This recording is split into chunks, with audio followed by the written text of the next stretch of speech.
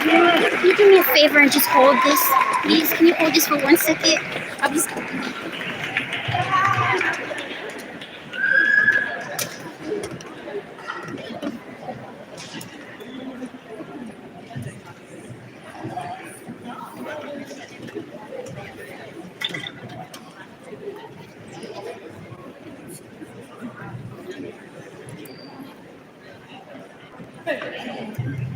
So you did such a great job.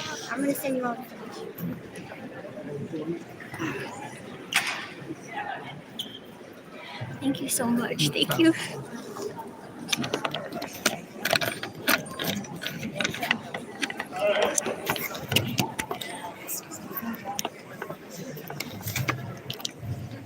Not in your way.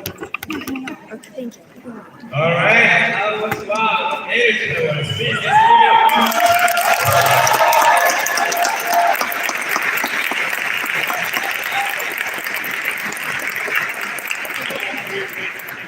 this event. You have to bear with me. Maybe I have to speak loud. Can you? Let's try this again. All right. So I'm just gonna have to speak loud. I hope that you can hear me.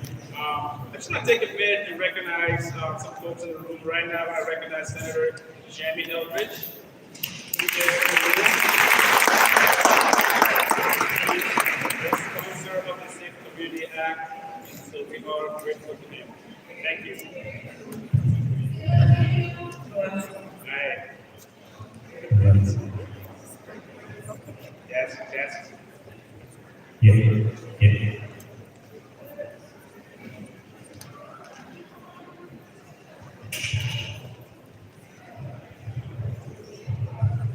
Okay, let's try this again. Alright, so I just realized I need to introduce myself. So in case you are wondering who am I, my name is Mariano, and I'm the political director with MIRA.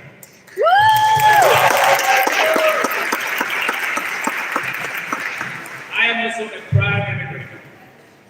It's with pride and gratitude that I stand before you today as we celebrate Immigrants Day at the State House of Massachusetts. And it is my honor to be the MC of this event. In case you are wondering about my accent, let me explain. My journey began far from here in Gabon on the west coast of Africa. With dreams and determination, I made the life-changing decision to embark on a new chapter, finding my way to the great mountain state of Vermont. In 2004, through perseverance and dedication, I earned my bachelor's degree in political science from the North of Vermont University in 2012, which is a true testament to the profound impact of education on the journey of immigrants like myself.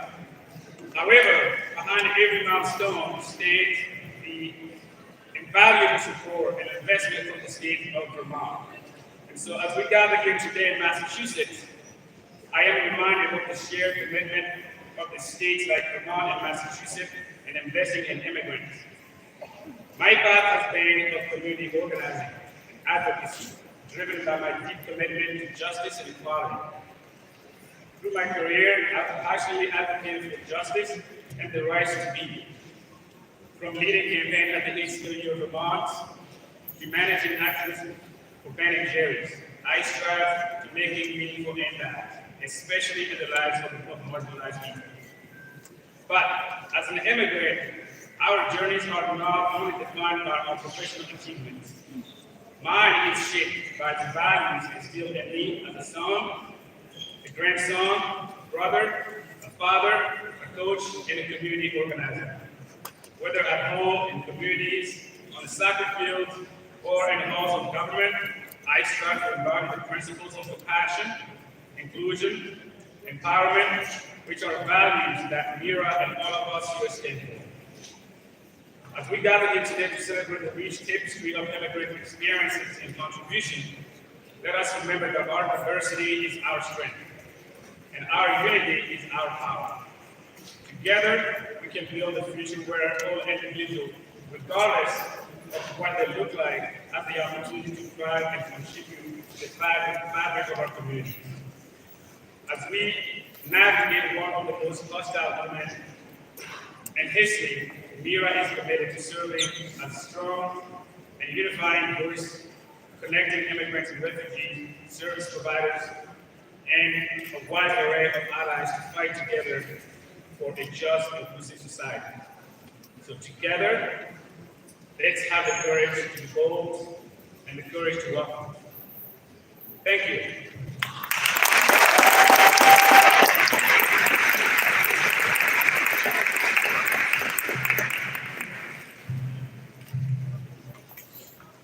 All right, so right now, because we're running behind, I want to introduce our first speaker, Speaker Mariano, who is in the house.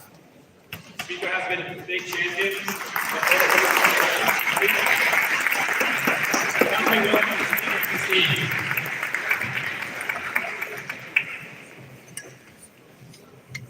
Welcome. I sort of chuckled at comments about his accent. My accent is a little bit different, but it's equally as different. But the accent on the different syllables, I don't think I just eliminate. But I wanted to just say thank you for everything that we've been able to accomplish. And I say we, the things that we have done to help immigrants in Massachusetts was done always with the cooperation of your group. The fact that the turnout here today is extremely high considering the weather and the difficulty I'm sure everyone had getting here today. The traffic on the expressway was brutal. But I wanted to be here today myself to say thank you for the work that we have done on the license issue, an issue that took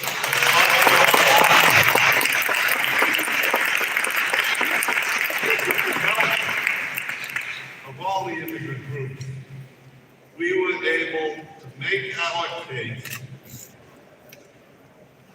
and get the votes and get it signed. And I am extremely proud of that, and it was a collaborative effort over many, many years, and I think everyone in here deserves credit for that. I'm just happy to be up here to remind you that it is one of the accomplishments of the House.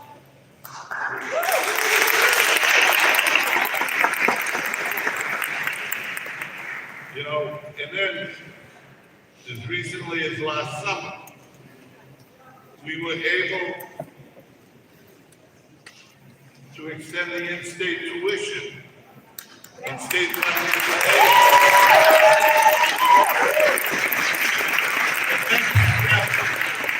To the assimilation of our children into life here in Massachusetts. It is a huge breakthrough, a huge commitment from the state. And in spite of all the protests that we've had yesterday, and probably the rain protests today, but we have still maintained our shelter system in a welcoming way to make sure that immigrants get an opportunity to get into the program, to find out what benefits they're eligible for, to get those benefits and get a place in our society, a goal that we are committed to in spite of the lack of help from the federal government.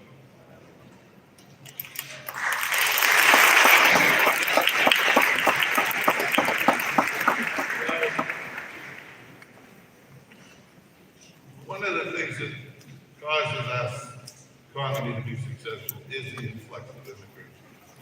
And it is amazing to me as we go through these challenges we're facing daily, and we're certainly going to be facing budget challenges, not so much this year, but next year is going to be extremely difficult.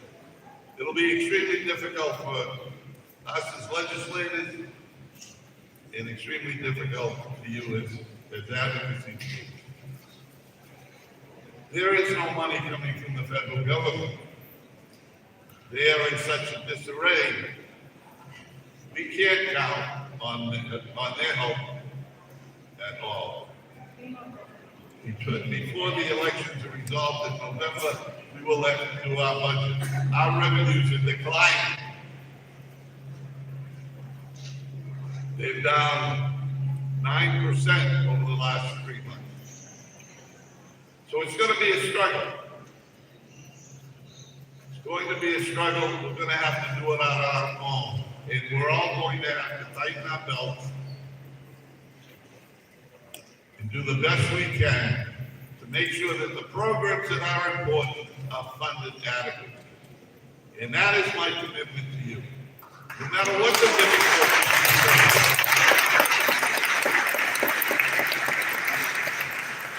no matter how difficult they are, we are going to have to all work together. There'll be programs that we'll look at each other and say, sure, we should put more money in there. But we don't have it. And if we will get through it, we always do. We always seem to come out on the other end, no matter how grim it looks at the time. And we will come out. But just know that you have a partner here in the House of Representatives. And we welcome you here today. You know, the immigrant population is so important to our economy. 1 in 5 workers in Massachusetts is foreign born. I find that to be an amazing stat. That's 20% of every worker in Massachusetts is foreign. And 23% of all the independent businesses in Massachusetts are foreign born, as well as nearly a fifth of our healthcare workers. So, that in a nutshell tells you where we be without the influx of immigration that we need to supply our workforce, that we need to generate activity in our economy. It is vital that we listen to your concerns, work with you to try and solve those concerns, and we will. So with that, I came here really to welcome you and just say how I enjoy being able to work with most of the advocacy groups around immigration to get some major accomplishments done. And I'm just here to say, without the turnout, without this commitment from you folks to have your voices heard in this building, it wouldn't have happened. We'd still be fighting over licenses if we didn't have the commitment that you folks have shown in the last couple of years. It is extremely important. I can't say it enough. I'm just so happy to see this turnout. We even have artificial seats we just created in the back there. You guys can get first row seats. But anyway, I'm happy to be here, and we'll continue to work with you as long as I'm able to get myself reelected. But that being a challenge that we all have up there. But again, thank you all for your help, and thank you for your participation today.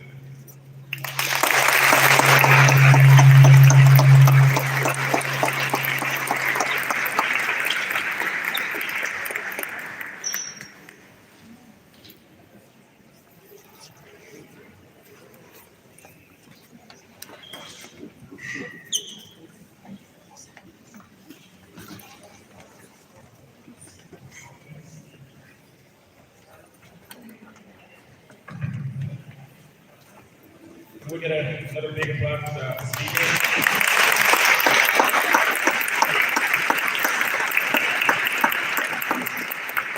Now, I want to introduce our next speaker, State Representative Cruz.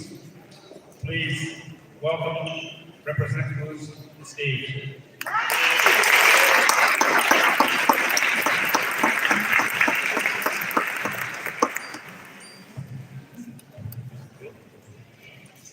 Good morning. Good morning. Buenos dias.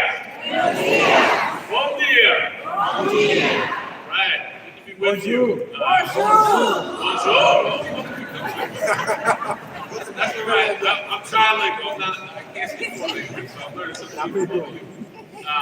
It is such a tremendous honor to be with you this morning, and I'd be remiss if I didn't thank the speaker for his remarks and participation in Immigrants Day. It is an advocacy day that I hold very near and dear to my heart. As I stand before you, I am the first Afro-Latino, Dominican, Puerto Rican elected to serve as the state representative for the great city of Salem.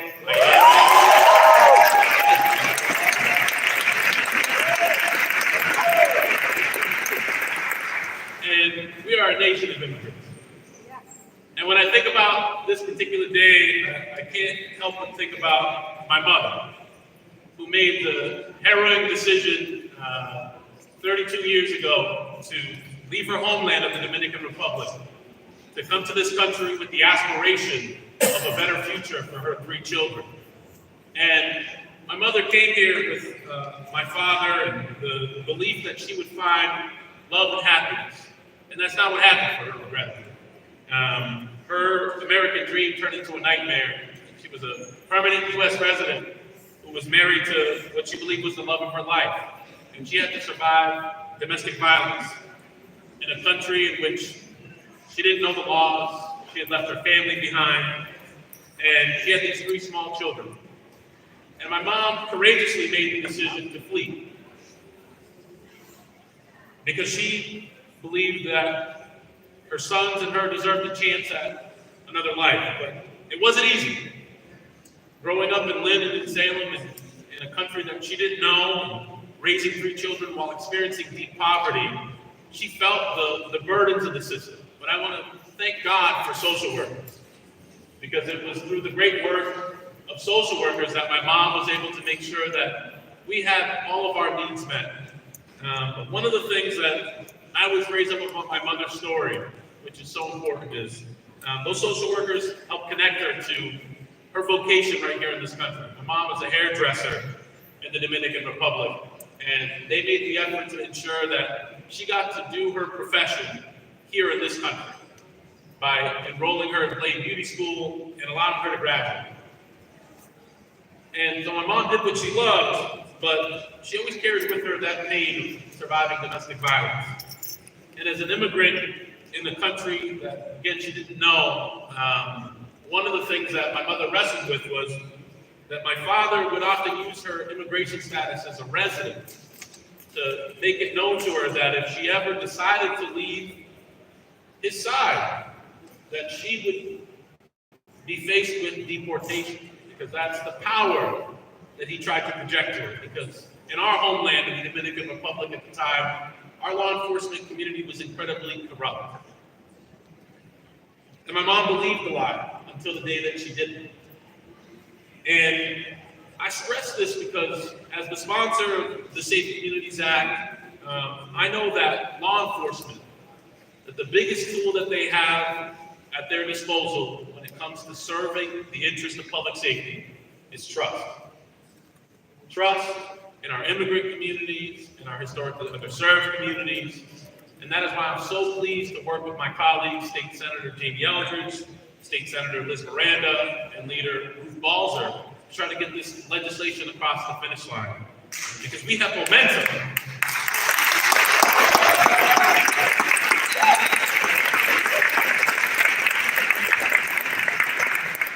In our Commonwealth, not only did we ensure that everyone in our Commonwealth was eligible for a driver's license, but we took a historic step that I remember 7 years ago, the whispers in this very same legislature were that it couldn't be done.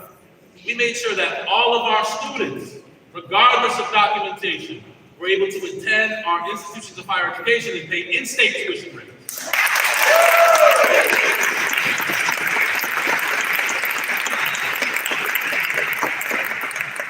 And at a time in which we see our immigrant communities are once again under attack, I would remind you that in our Commonwealth, that we have stood up for you, but we continue to need your advocacy and to ensure that when you raise up your voices in our great halls, that you are doing the important thing, sharing your stories with us about how you're interacting in our communities, because you are our neighbors, you're building businesses, you're attending church with us, your students are in our public schools, and they are all a part of the tapestry of what makes our Commonwealth a great place to live.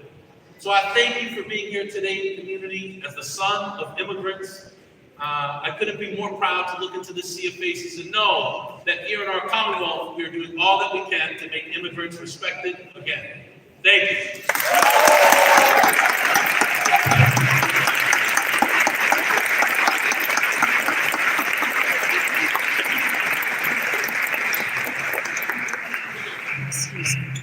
Thank you, Representative Cruz.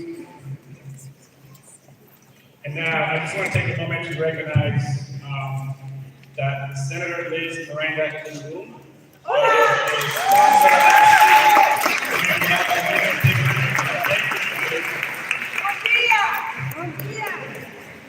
And now, before we move on, we would love to take a group picture. So I'm just going to ask you to stand up and scream whatever you want to do so we can get a great picture. We have Vega up there ready to take the picture. So if you can stand up, shout out, and look at the camera so you can get a great picture, that would be great.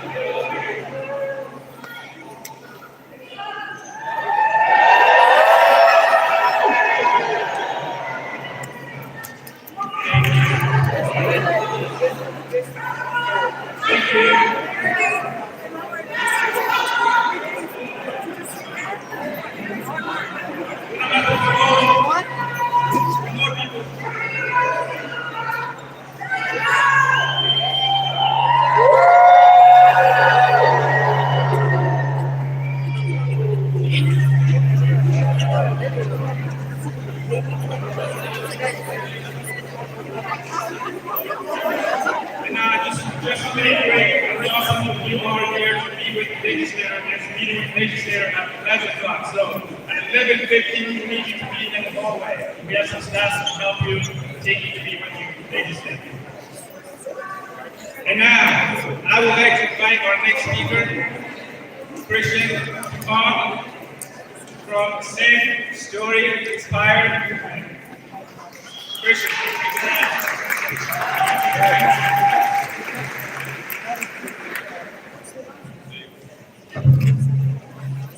hello, can y'all hear me?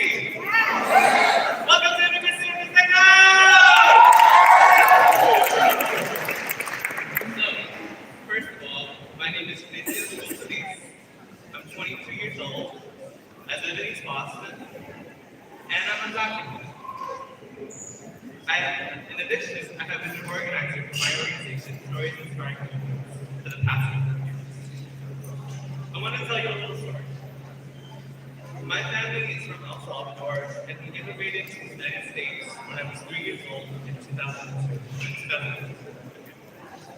I don't remember much of my journey here, and I can't recall most of my life in El Salvador. And the only way I know about my country are the stories my mother used to tell me when I was growing up.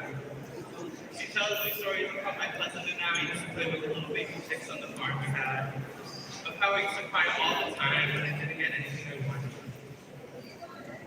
And when we immigrated here, my family used the little money we had to buy a lottery ticket. We ended up winning some money, and with the leftover money that we had, my mother used it to buy a little gold necklace for me when I was a baby. This necklace was one of the first things I ever got when I came to Mexico. And I still have it, tucked away, safe and sound in the little box. Better? Amazing! Okay, try this again. But yeah, the little gold necklace I have is tucked away, safe and sound in the little box I found. A reminder of why me and my family came here. A better life. Now, growing up, didn't know what it meant to be undocumented, I didn't talk about it with anyone. In fact, I was told I shouldn't talk about it, that we'd get deported. And from a young age, I believed that. The fear I had lingered still to this day. And it's when I got to my senior year in high school and started thinking about colleges, I realized that being undocumented meant there were more barriers to college and university. More specifically, back then when I graduated in 2020, for undocumented students, some colleges and universities were more expensive because we had to pay advocacy rates, and because we weren't able to receive financial aid from the government. Because of this, I didn't pursue higher education after high school. However, as most of you know, a new state law was passed last August that allows eligible undocumented students to receive in-state tuition rates and state financial aid to both public and private universities.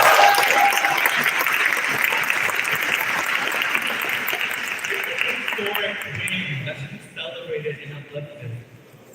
But I want to tell you all another story, because there has been about 20 years worth of work that has led up to this point, a lot of which was led by undocumented immigrant youth and young adults in Massachusetts.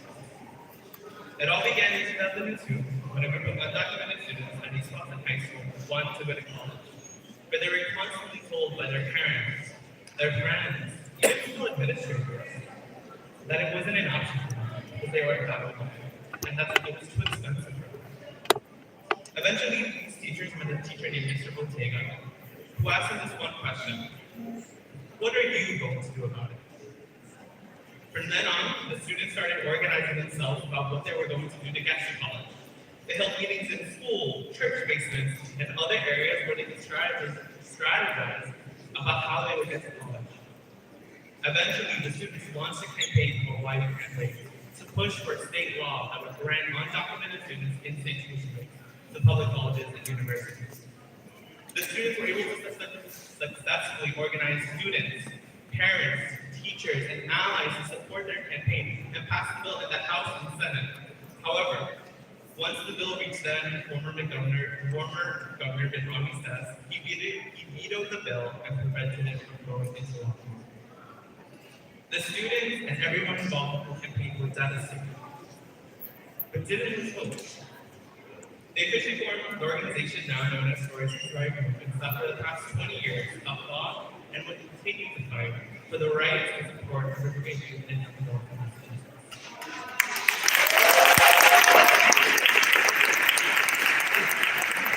It is thanks to the resilience, commitment, and sacrifice of immigrant youth organizers for the past 20 years that led to this historic victory. We want to honor our communities, our partners, and our supporters. We want to give a special thanks to the Resilient Worker Centers, and the Massachusetts Law Reform Institute for supporting these organizing efforts for many years and partnering us for our latest Tuition Equity campaign. I would like to thank all the legislators who have supported Tuition Equity and voted to pass it through the budget, both now and in the past. I would like to thank the MIRA Coalition for organizing spaces and events like today for our communities to advocate for policies that will help our people. And lastly, I would like to give a huge thanks to all the young immigrants before me and in the future who have been unafraid, outspoken, and dared to make the world a better place for ourselves and for our generations to come. In these last couple of moments, I would like to remind everyone here that while we have made great progress, great strides, we can continue to push the envelope. Tuition equity and driver's licenses are only one step towards a life of dignity and respect for ourselves and our communities. We are all here joined today because we believe in the power we have when we come together. The power of our experiences, ourselves, of our stories. So when you go to your legislative visits, I want you to remember that you have power. Your story has power. Thank you.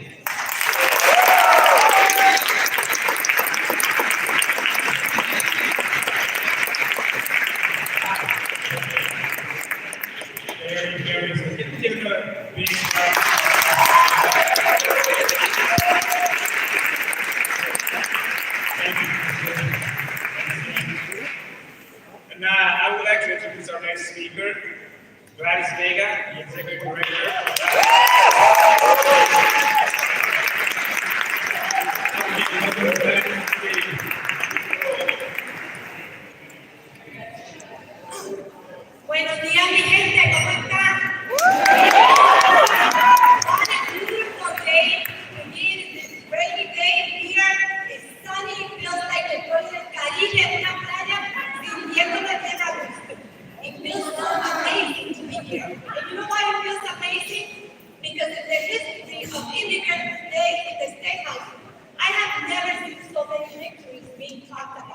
And I will be remiss if also this picture of having migrants in that little station there, I have never seen that in my lifetime. So I am so grateful. That means that we're continuing to take over, make this state house ours, because it's that important. So estoy feliz de tenerlos todos aquí. Most important,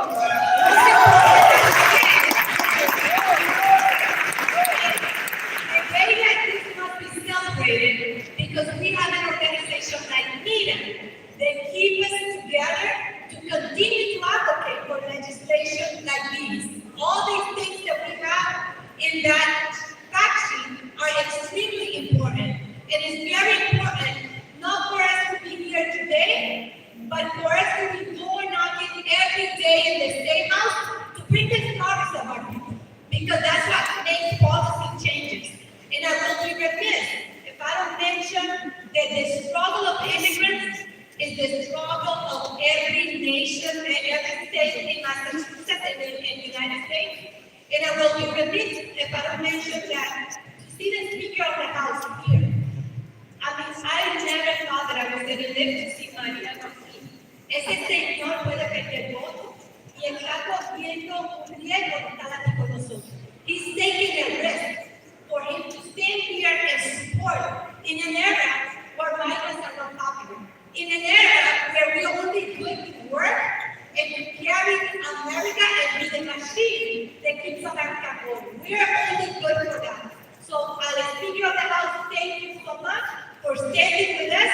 We have your back, and we have to work very hard to get you back into the office. And I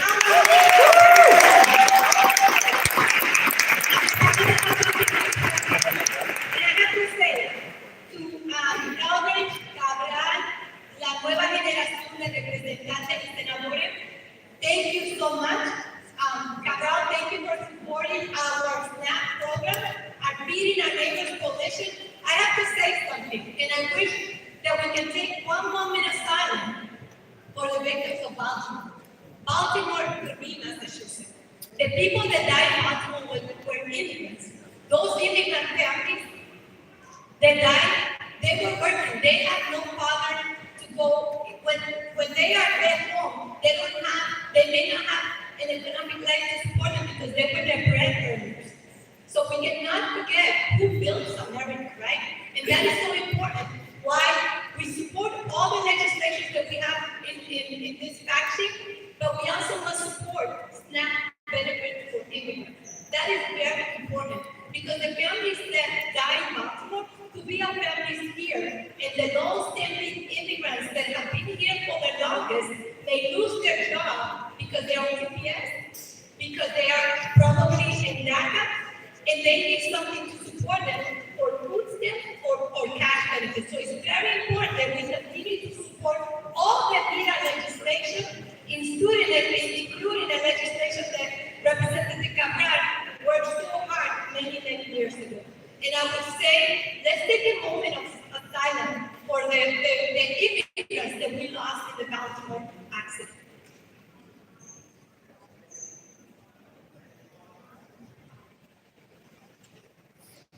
Muchísimas gracias, que Dios los bendiga. La lucha continúa y este estado es de nosotros y vamos a crear un estado de inmigrantes que seamos el ejemplo de cómo se mantiene una economía con el logo y el sudor de cada uno de nosotros.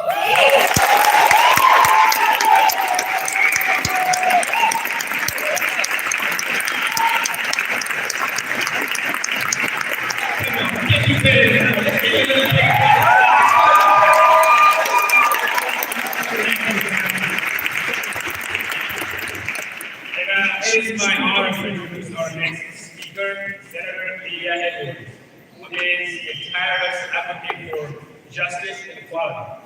Please help me and welcome the Senator to the stage.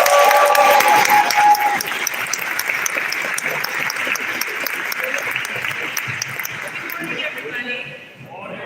Bom dia a todos. Bom dia.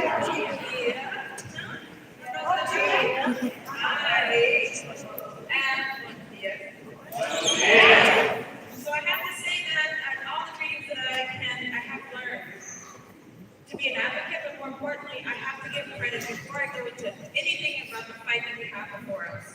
I want to be grateful and to be mindful of how I personally got here and how immigrants paved the way for me to be a senator. I am here because of the immigrants in this state. I learned how to organize with immigrants in this state, specifically women, predominantly undocumented, who did not speak English.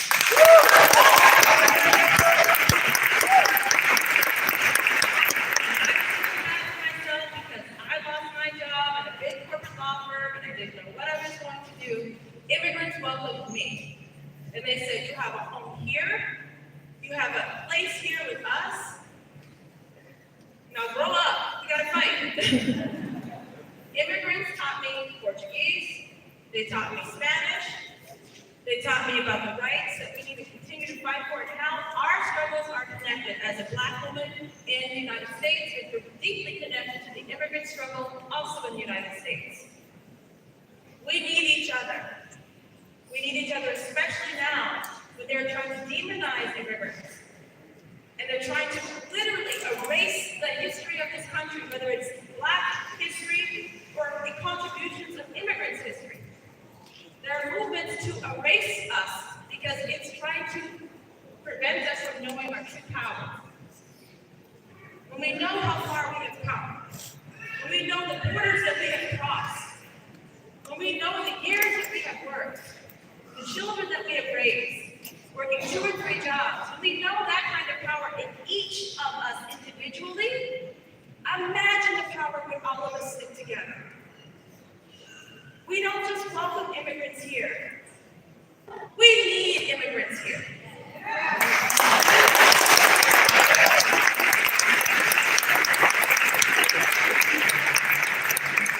Our economy does not function unless immigrants are coming here. And that is a message that we need to take to every lawmaker. You better be welcoming to immigrants. Otherwise, the state will not survive. Every single time there's a downturn in the economy and people are losing jobs, you know who continues to work? Immigrants. Do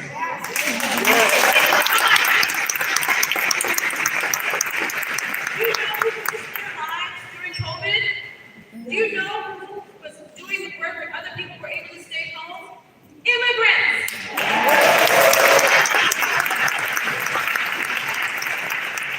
So thank you to the immigrants for keeping our restaurants, for keeping our businesses, for keeping our schools, for keeping our state house running. And the best way we can say thank you is to tell everybody, especially our colleagues, other senators in my case, and representatives, is that unless we pass a legislation that not just welcomes immigrants, but recognizes that we need immigrants, we are failing. If we do not help, if we do not acknowledge, if we do not fight for immigrants, we are going to hurt our own state. We hurt ourselves if we do not help immigrants. And we have a lot of a fight to do. There's a lot of hatred in this world right now. A lot of hatred directed at immigrants. Blame for things that immigrants have no control over. Because they're an easy target. That's why. People are coming after immigrants because it's easy to do. Let me tell you something. They don't know immigrants. We know easy is not why we came here. Immigrants are built different. You know you are. You're built different, you're stronger, you're more focused. That's why we need you. I'm proud to continue to fight with you. I'm proud to continue to fight for you. And I'm inspired by your fight. I want to give a shout out to Sims, the immigrant movement. I remember when they slept on the State House steps for years, trying to create state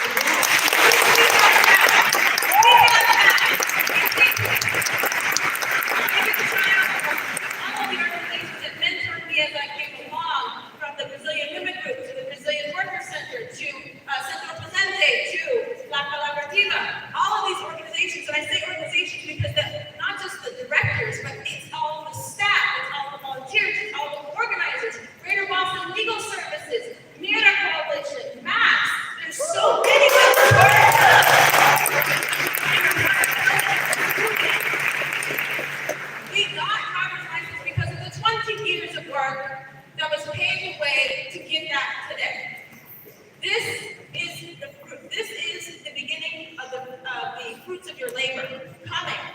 show the world what immigrants can do.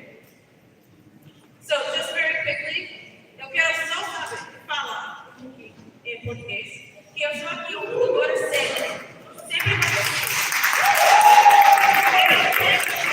tenho que falar agradecimentos para vocês brasileiros, especialmente, porque eles estão demais.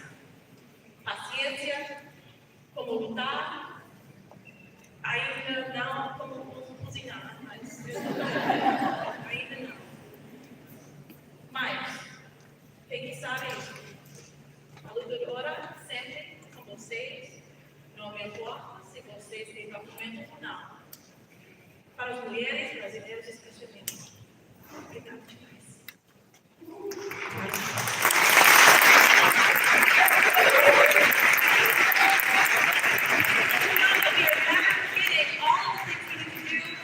There will be a bill. I will be asking for your support. Today, currently in Massachusetts, you have to be a U.S. citizen to have a liquor license. That is discrimination. We want to remove that barrier to help a lot of our small businesses, because immigrants have small businesses. They have restaurants, and they need the ability to be able to get all of the resources that they need. So that bill will be coming up. I would love to have your support, because to remove that discrimination, it came in the 1930s to hurt the Irish immigrants. And we still have it. That's why that law was here. So, okay, let's take the Brazilians, let's take the Hondurans, let's take all the immigrants now to remove that discrimination, okay? Let's do that. Haitians, let's do that.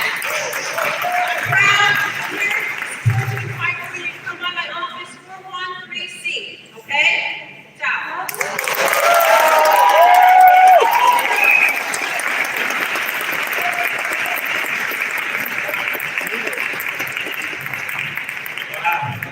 Thank you so much, Senator Edward. Let's give her another big round of applause. Before we move on to our last speaker, I just want to take 1 second to thank all of you for being here today. Thank you for making this possible. And I want to give a big shout out to all of the MIRA coalition members and partners. Thank you all so much. And now, it's my pleasure to introduce our own Elizabeth Sweet, MIRA Executive Director.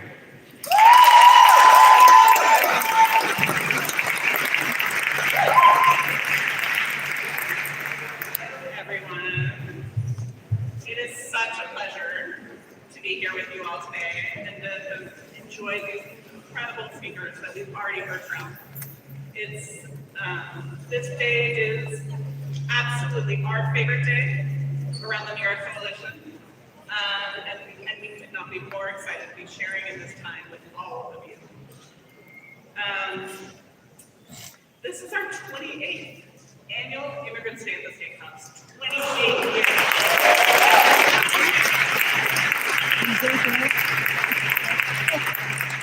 And lifting up the voices of immigrants, immigrant communities across Massachusetts, and we see in some of these speakers progress that we've made already. And yet there's so much more to be done. Every year, Immigrants Day brings together hundreds of individuals from diverse backgrounds, united in our commitment to justice, equity, and inclusion for everyone here in Massachusetts. Whether you're an immigrant yourself, a supporter of immigrant rights, or simply someone who believes in the power of diversity to enrich our society, your presence today is a testament to our shared values and aspirations. I want to briefly mention that we have several key issues that we're going to be speaking up about today, issues that are critical to the well-being of our immigrant and refugee communities. We're here today first to advocate for language access. We need to see language access for all residents, the simple ability to access information and services in the languages that we speak here in the Commonwealth. We're here today to advocate for the Safe Communities Act to protect immigrant rights. We're here today to advocate for pathway to licensure of internationally trained physicians We're here today to speak up for the need for comprehensive mass health coverage for immigrant children and young adults. And we're here to advocate for key budget funding for so many programs, for citizenship services, for EOSOL services, and so many more needs of new immigrants here in our communities and longtime immigrants in our communities. I'm so sorry about the sound over here. All of these priorities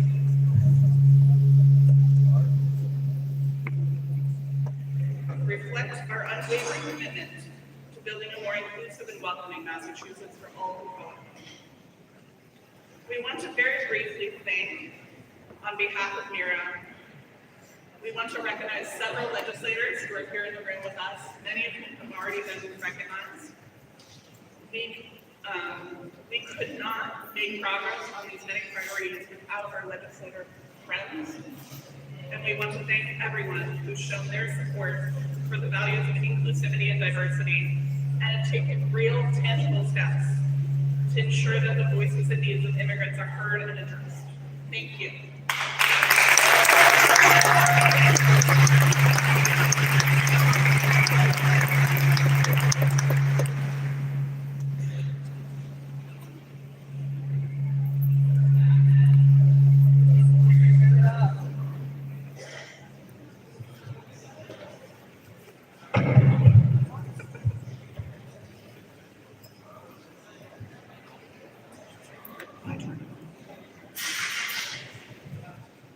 Is this one?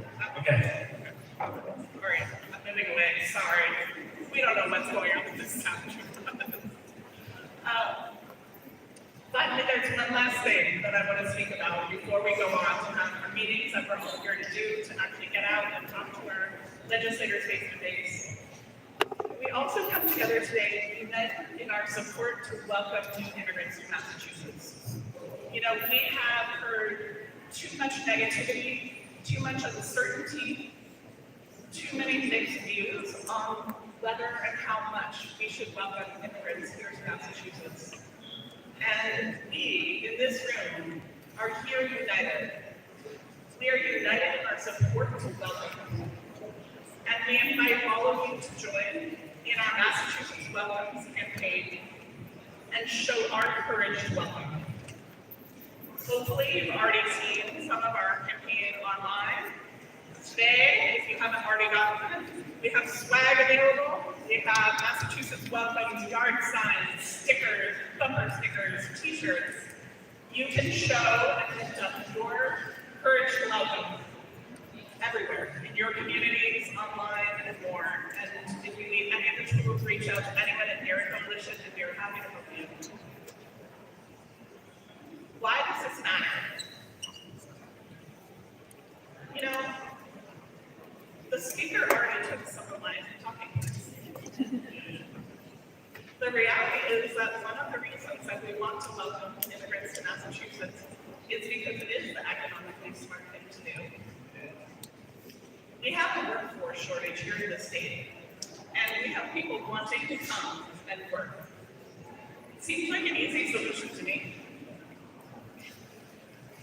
Hardworking immigrants are driving economic growth here in Massachusetts and across the United States. And I want to share with you that just last month, the Congressional Budget Office, which is completely nonpartisan, this is the Federal Congressional Budget Office, actually released the data that they have calculated that immigration will generate a $7 trillion boost to the U.S. economy over the next 10 years. Say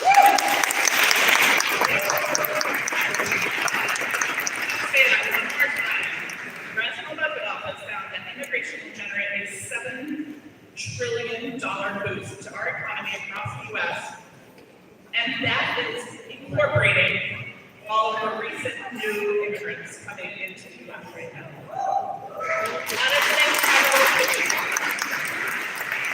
And yet, all of us also know in this room that welcoming immigrants is not just about economics.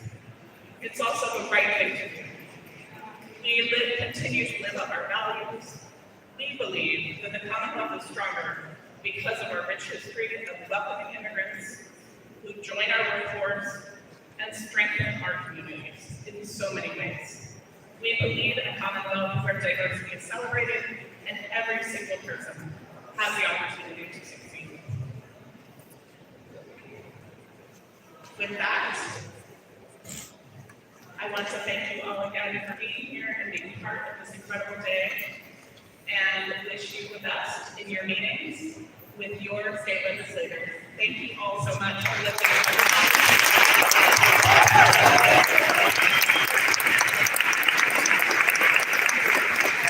Thank you, Liz. All right, I just want to remind folks that you are able to meet with legislators. We have volunteers. Meetings are happening by floors. We have volunteers going outside. Floor signs, so please make sure that you find someone in the hallway.